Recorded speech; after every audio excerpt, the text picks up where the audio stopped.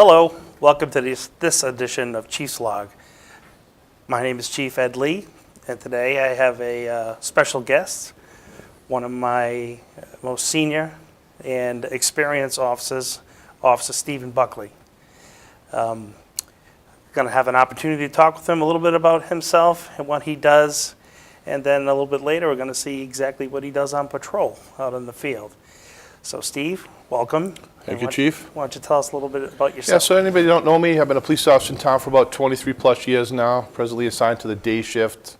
You'll see me out there. I'm all over town, any event, neighborhoods, just out there meeting people, just extending the hand of law enforcement to you folks out there, because it's our job to make you guys feel safe in the community, and I think we're doing a great job over the 23 years.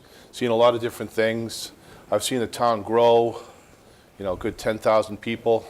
A lot of new developments, new schools, new people coming into town from different areas of the country, different towns, and we are a very safe community. Recently, we've been voted. I don't know what we are now, right now, Chief, but we're pretty high up there as being one of the safest communities. Yes. Well, thank you. And Officer Buckley not only does have experience, but he does an incredible lot with the community. He does a lot with autism awareness. He works with our seniors. And he is the main man when it comes to our national night out. Why don't you talk a little bit about that? Yeah, one of the big focuses is our community policing efforts throughout the town. Chief's giving us all the resources, giving us staff, and giving us all the equipment that we have to do our job out there. And our main focus out there is community policing, making people feel safe. With the things going on in the world today, people like to know that they see their police out there, and they can feel comfortable talking to a police officer, whether it's at the Dunkin' Donuts, whether it's at the Price Chopper, or whether it's on Main Street. And our focus out there is to be visible, be approachable, and that's what we do. I take pride in being out there and talking to people. I feel comfortable talking to the seniors all the way down to the children, school-age children. You'll see me a lot out in the neighborhoods. But one of our real focuses is the kids and the seniors. Down at Davis Road, at the Senior Center, making our presence felt with them, making them feel safe as well. And it's a community-wide, department-wide thing. All the guys are out there working hard to make people feel safe and make it be approachable. One of our big events is we do an Autism Day, which the department puts on. We meet with autistic children in town. We get to know them and make them feel comfortable as well, the families. And it's a great day we put on. We usually do it. We're going to try and do it every year now, just to Absolutely. To make it bigger and better every year. That's a great event. We also another big event that I coordinate is the National Night Out Against Crime. Every year, I think it's been our 5th year. Will be this year. The chief gets us together on a night with the townspeople. We usually do it up the Common. I think that's a great site that we've moved from the high school to Main Street to the Common to make it just a better feel. People riding by, see what's going on. People can walk up from town. People show up. We have all sorts of events. We have a canine demonstration. We have cruisers. We kind of talk about what services we offer to the public. For many of you that are new to town. We have bouncy houses for the kids. We have a bunch of stuff going on. And each year it changes. One year we had a little detective area. We process a crime scene for people. So they just get an extra feel of kind of what we do. I know that television now, TV, does a lot of police shows and dramas and stuff. But it's good to get out there and talk to the police that in your community that you're going to deal with. And if you are a victim of a crime, that you kind of get a feel of how things are going to go along. Outstanding. Everything that Officer Buckley just talked about is the essence of community policing, and this is what we strive to get out of all our police officers, making those connections with the community, and I can't say enough about the outstanding job he does with that. All right, now we talked a little bit. What do we say we go to some video and see you out there on the streets in action? Sure. So to start my day here, do my quick cruiser check and walk around my cruiser, make sure there's no damage. Then we come in, our standard equipment for the day inside our cruiser is our laptop. Got a radar machine. We got a video system here that records all our traffic stops. Then we go in the back here. We got a first aid kit. We got a defibrillator. We got our tactical vest here. our tactical vest. We do have a lockout tool that we use for people that lock themselves out of the vehicles. Great service to the town and residents. We also carry preliminary breath test for anybody in drinking while driving. We're able to use this out in the field, which works great. Gives us a little tool on the field to help detect impaired operators. This here is our less than lethal option to a combative person who's not abiding by the police. It's easy like this here. Just pop it open just like this. What we do is we engage it with a little rubber ball, shoots out through the weapon. You just engage it and then go from there. Hopefully that we don't have to use this, but in the field it's a great tool. It's less than lethal. So we do have some other weapons that we have to go. We start with our verbal commands. We move right up to our pepper spray here if we need to. For the pepper spray, we can move to our baton, and then we can move to our less lethal weapon, and obviously we have a firearm to defend ourselves and residents of the town, if need be. That's just some of the equipment that we use on a daily basis here at Hopkinton. Actually, my patrol vehicle here is our new F-150 pickup truck. We do have a lot of cones and equipment in the back here that are easily accessible during a call. I get detour signs, cones. So if we are pushed to action on the roads, we can quickly adapt to the situation out there, put up a detour sign or some cones, and then obviously we get the blue lights in if we need them. So with that being said, we're going to jump on in the cruiser, we'll do a little patrol work here. I'll let you know where what my day's like in the life of a Hopkinton police officer. I've been a police officer for 23 years, serving the town.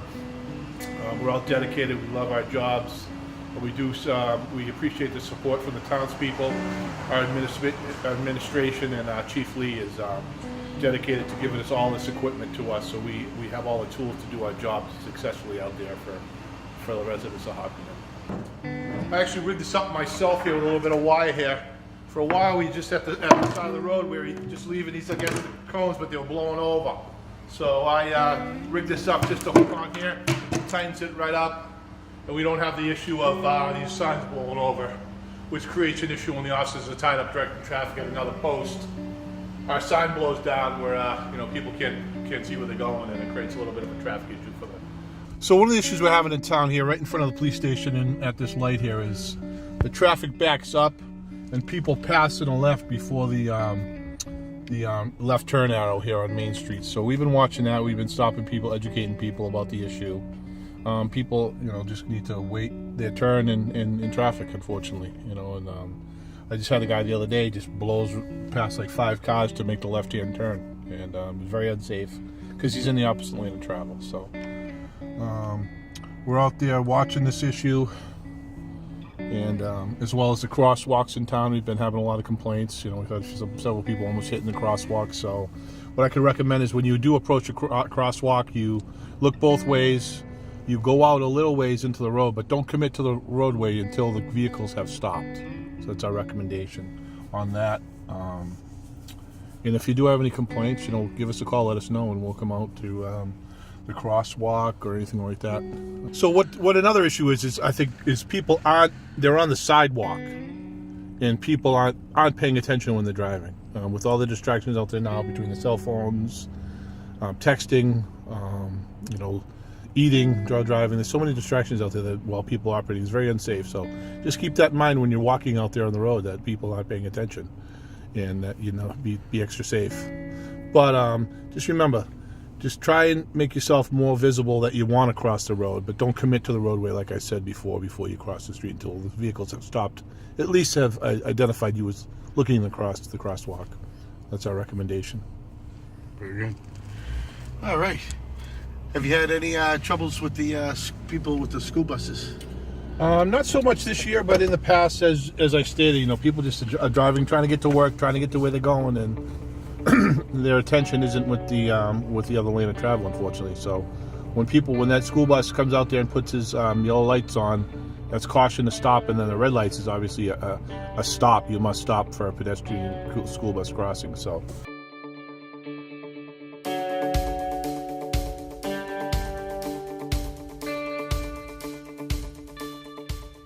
So here we are at the high school. Like I said, we do routine checks of the schools throughout the day periodically. So it's extra good. You know, the kids see us here, the parents see us here. You know, you see, you know, a group of kids in a car or something like that, they may up to no good, and just which isn't the case up here. These kids are really, very in my 23 years. The kids aren't up here in the parking lots doing stuff that's they should be doing. So that's good. We got Officer Powers here on scene. He does a great job here at the high school. He's got a good rapport with the kids up here. And the kids know him, and they know that they can't get away with anything. And he's not going to put up with some of the shenanigans that go on at other schools. And it's a good relationship that he's built up over the years. And then we have the two new guys at the middle school now, Officer Stickney and Officer Santoro, which is just complementing Phil's work up here. You know, they're working as a team up here. And you know, Chief Lee's really has it going right up here at the schools because it's safe. You know, the town's on board, supporting the chief and supporting us, and that's how we work as a team to get the mission done and keep everybody safe here in town. U50 at the Marathon School.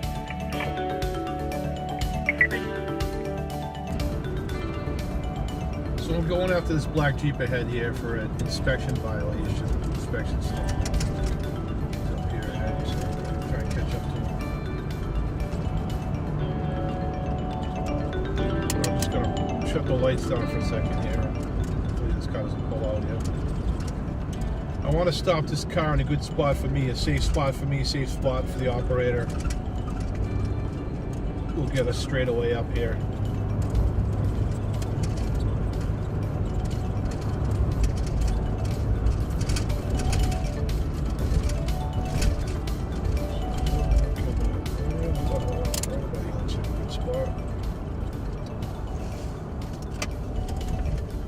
Calling in the plate, calling in the vehicle. 32 Buckley. Good. 39 Chestnut Street, Mass. Sierra, Charlie Sierra.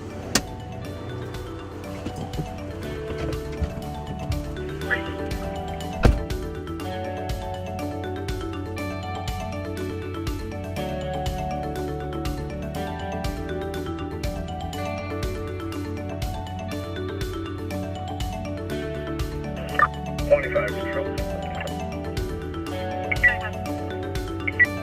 Code 5.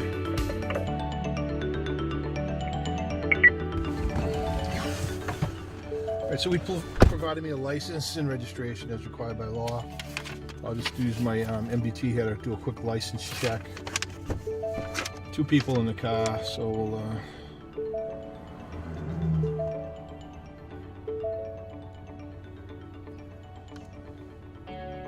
this laptop's nice here. What I can do is just has all the registry screens here, and then you can license check and all sorts of things. License check, BOP check, vehicle check.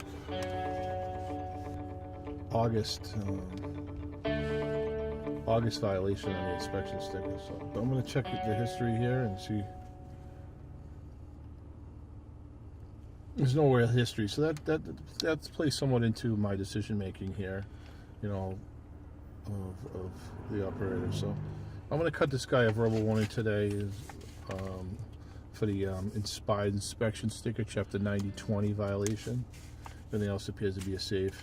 We go through the whole car, you know, tires, lights, all the other violations that we could find on the vehicle. So it looks pretty good. He's got a clean record. I'm just going to give him he wasn't speeding, so I'm going to just give him a verbal warning today for the violation, and we'll send him on his way.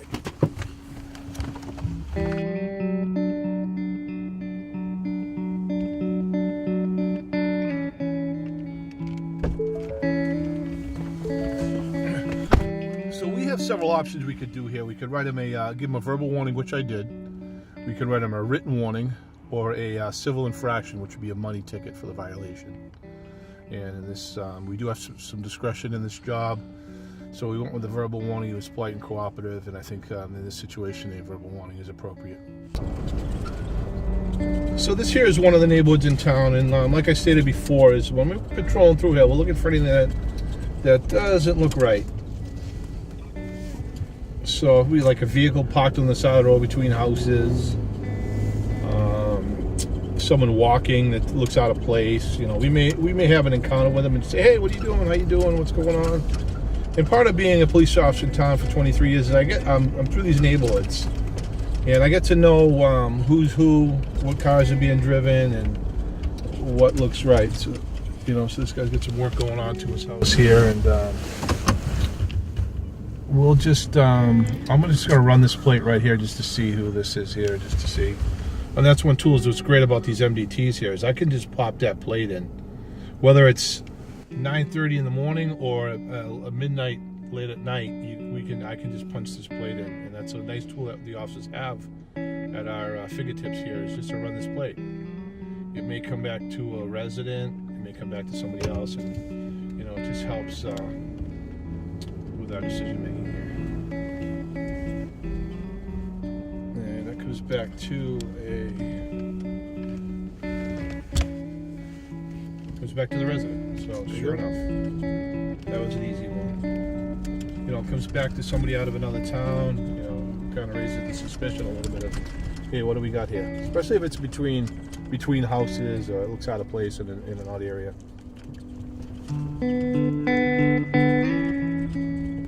And it's a slow patrol through the neighborhood.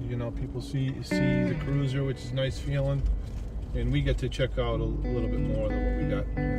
It's great. People always wave to us when we come to the neighborhood. It's you get to know certain people. It's a great relationship that we have.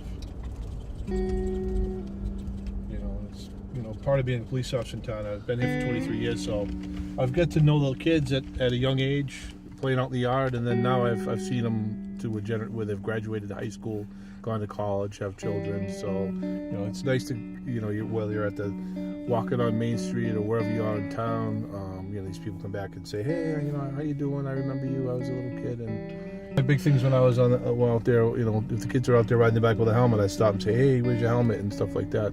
The skateboarders, stuff like that. We just made them safe, and I think we made a difference in those younger years with some of these kids that were, skateboarding in town. We don't ever really have the skateboarders in town as much because of this thing called the internet and Xbox One and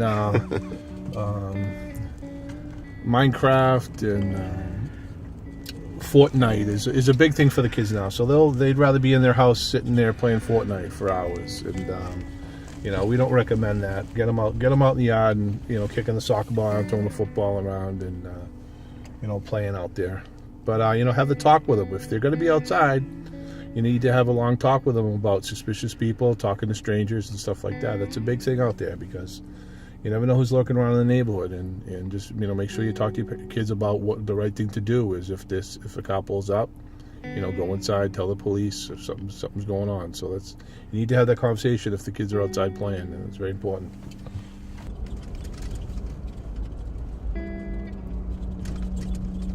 Hope you enjoyed getting a little information about what the life of a police officer in Hopkins is all about. And end of the shift, pretty much grab my equipment out of the cruiser, check in with the oncoming supervisor and patrol guys, let them know if anything's pertinent to the shift coming up or any key information, and then pretty much turn the reins over to them.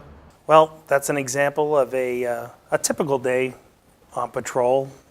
Watching it, the things I'd like to point out is that you're very conscious of your officer's safety, and that's great. And sometimes people get a few years on the job, they get a little lax, but I don't see that with you, Officer Buckley, and I certainly see a lot of good techniques out there. Keep in mind, this is a typical day, but there are other calls that can come up out there in a moment's notice that could put someone's life in danger, or our lives in danger, or you have to spring into action and save someone. It doesn't happen all the time, but it does happen, and we need to be prepared for that. Yeah, that's true, Chief. Anything can happen any minute. You don't know, when you stop a car, you don't know what that person's dealing with, what kind of day they're having. A lot of times, being a police officer, we deal with people in in maybe one of their worst days of their life, or they're having a meltdown, or they're just having some issues, and that's when we come into play. And we have to be cognizant of people's what's going on in their lives and stuff like that. But it can change on a dime real quick. You got to be, my old saying out there, stay alert, stay alive, and that's what I learned in the police academy. I'm trying to keep that through every day, every stop, every call, because it's getting violent out there in society these days. There's a lot of social issues that are popping up with alcohol use, drug use, mental health issues. We're really trying to combat these issues. And Well, the one thing I love about this job that, there's so many times when you get up in the morning, put that uniform on, you never know what you're going to run into. And I can remember, my 30 years experience saying to myself, well, I never saw that one before. You think you have seen everything, but there's always something new to pop up. Why don't you give us a couple examples of some of the interesting calls you've been on? Yeah, to over the reflect year? on some things. Like I said, I've been an officer for over 25 years now. Just two that have really come to my mind is I delivered 2 babies on the job, and that was very exciting. The first one, I was working overtime shift, 3 a.m. I got the call. I was driving down Wood Street, get down to a residence, woman's having a baby. So, you put the blue lights on, you get down as quick as you can. At the time, it was snowing out, the roads are icy. So I just was thinking, geez, I can't go off the road, but I got to get there. So we got there safely, went in the house, ran in the house, and of course, she's on her leather couch and she's having a baby. So I'm like, oh my God. And I can remember, get up there and I'm like, all right, here we go. So I get down there and I said, she's pushing and she's screaming, and boom, the baby pops out. I have the baby in my hands. The grandfather got me some towels, so the baby was crying. So that's the greatest thing I've ever heard. A crying baby, when you deliver that baby, is always good. It's breathing and somewhat healthy. So we packaged the baby up and just waited for the paramedics to come in. I just remember seeing my partner. I won't tell you who it was, but when I looked behind him, he was white as a ghost. He was one of the new guys at the time. So, and we delivered the baby. That was my first. The second one was just a sunny day, just driving down the road and woman up on street to call having a baby. So we got up there, and thankfully the house is a big house. She had it right on her bathroom floor. And what's nice about that is every year on her birthday, she comes to the police station and the fire department to see us. She either brings cookies or muffins or something like that. And that's special. We have a special bonding. I saw her at Price Chopper like a month ago, and we talked. So, and she's now 7. So, it's pretty special that we've kept that bond together. And she's a great family, great kid. And as she gets a little older, we'll keep that relationship going, I'm hoping. Now, when that baby's already delivered to the fire department, are they a little bit jealous? A little bit, yeah. So that was number 2. So they, I hand them off a healthy baby, and they take her right to the hospital. And another one, a funny one, not so funny, but it was dangerous how, you're out there in the hustle and bustle, not paying attention with your children. It was a 7:30 and one Sunday morning, I think it was a Saturday morning. I was driving down Main Street, and I see this little kid walking on the sidewalk. And my intuition is that something's not right. So I pulled over, and I said, everything okay? What had happened is the guy had 2 other children. They jump in the car, and the child didn't get in the car. So in the hustle and bustle of life, they jump in the car, he drives off and leaves the kid on the sidewalk. So you better believe it. I was like, I'm sure there's going to see a speeding car coming down Main Street very shortly. So I had the child, I put him in my cruiser, and I was trying to get some information from him. Sure enough, I see a car coming over the corner. The guy pulls in. Oh, my God. He was embarrassed.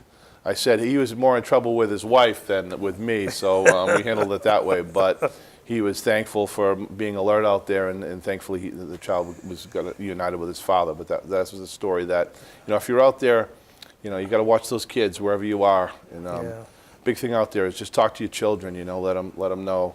Let them know the information that if that does happen, don't be talking to strangers. Be safe. Feel comfortable talking with you and family members. That's very important these days. Well, those are some unique stories, and just an example of what we could run into out there. And I just want to thank you for participating in this. Like I said, you're an unbelievable asset to our police department, and we can't replace the type of experience out there. And I know when you talk about being safe and things of that nature, I know you pass that along to the junior officers as well. Yeah. So, thanks again, Officer Buckley. You're quite welcome, Chief. Maybe we can have another ride along, maybe get something a little bit more exciting down the line, but just, I think it's just a great example for the public to see what we do out there and how we try to keep this community safe and build relationships, and Officer Buckley is a fine example of that. Thank you, Chief. And if I just leave one thing, just if you see something out there, say something. We can't do it alone out there. We have a great relationship with the community. You folks, you are always calling, helping us out. And if you do see something that doesn't look right, give us a call. We'll come check it out. We got plenty of staffing. We got a commitment from the town, and things are going well right now. Like I said, we're one of the safest communities in the Commonwealth, and we'll continue to work hard for you guys each and every day. Thank you. Thank you. And that concludes this session of Chief's Log. Looking forward to another one soon in the future. Thank you very much.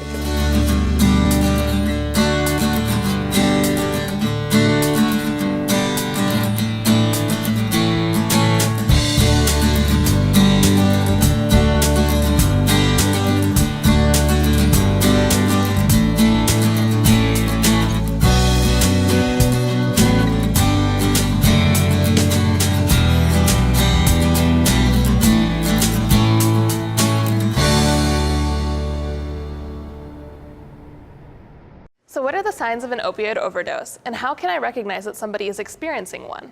Well, they're actually pretty easy to spot. A person who is experiencing an overdose may appear confused and have a decreased level of consciousness and alertness. They also may have constricted pupils. When you see somebody who's experiencing an overdose, the number one most important thing to do first is to call 911. Next, do rescue breathing. And finally, take out your naloxone kit and administer the naloxone. Naloxone comes in an easy-to-use package with instructions for how to use it. Each box of naloxone may look different. They're all very easy to use, and you do not need medical training in order to use it. So who should have nasal naloxone? Well, everybody should have it, to help a loved one who may be suffering from a substance abuse disorder, or just to help a stranger in need. Obtaining naloxone is easy. You can obtain it from your doctor, from a pharmacy standing order, or from any of the Department of Public Health sites. By just following these simple steps, you might just be able to save a life. Are you worried about letting your child take the wheel? Maybe you should also be worried about what you're doing behind the wheel. Have you ever sent a quick text, just this once? Well, that might turn into a catastrophic accident. Monkeys see what monkeys do. If you do it, why wouldn't your child? In a child's brain, almost all things their parents do, they can do too. 78% of teen drivers surveys text and drive. 59% said their parents do it too. Stop texting and driving, because if you do it, your child will too.